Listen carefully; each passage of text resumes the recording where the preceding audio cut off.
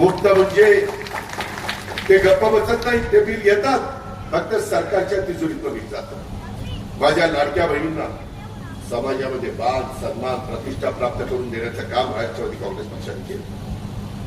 छत्रपती शिवाजी महाराजांनी पण नेहमी त्यांच्या स्वराज्य निर्मिती झाल्यानंतर महिलांना एक आदराचं स्थान मिळवून दिलं. हे इतिहासामध्ये नोंद आहे, हेही आपल्याला माहिती आहे. आणि त्याच्यानंतरच्या काळामध्ये देखील राष्ट्रवादी काँग्रेस पक्षाने त्याबद्दलची भूमिका घेतली.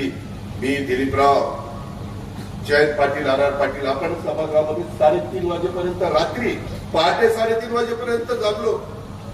साहेबांनी सांगितलं वर्ष मंडळावर अजिबात पुढे हलायचं नाही, मला बाकीचं माहित नाही, बिल पास झालं पाहिजे. मला वाटतं 91ची गोष्ट असेल, आम्ही पहिल्यांदाच आमदार झालो होतो. साहजिकच आमच्यात उत्साह होता, जोश होता, काही करून दाखवण्याची ताकद होती. आता पण आहे, काळजी करू नका. पण अशा पद्धतीनं आम्ही नौखे होतो. आता आम्ही अनुभवी झालो. अनेक वर्ष आम्ही काम केलं, प्रशासन चालवलंय, लोकांचे प्रश्न कसे सोडवायचे.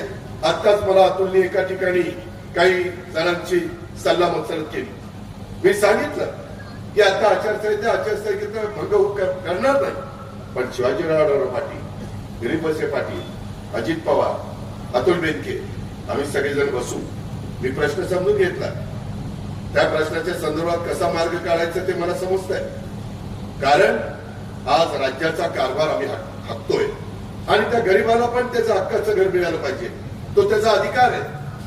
तशा पद्धतीनं पंतप्रधानांनी पंतप्रधान आवास योजना लागू केलेली.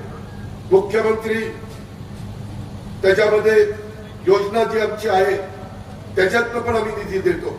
इथं महाराष्ट्र चेअरमन बसलेले आहेत शिवाजीराव पाटील, त्यांनी पण अनेक भागामध्ये तशा प्रकारच्या बेघर लोकांना योजना राबवत आहेत.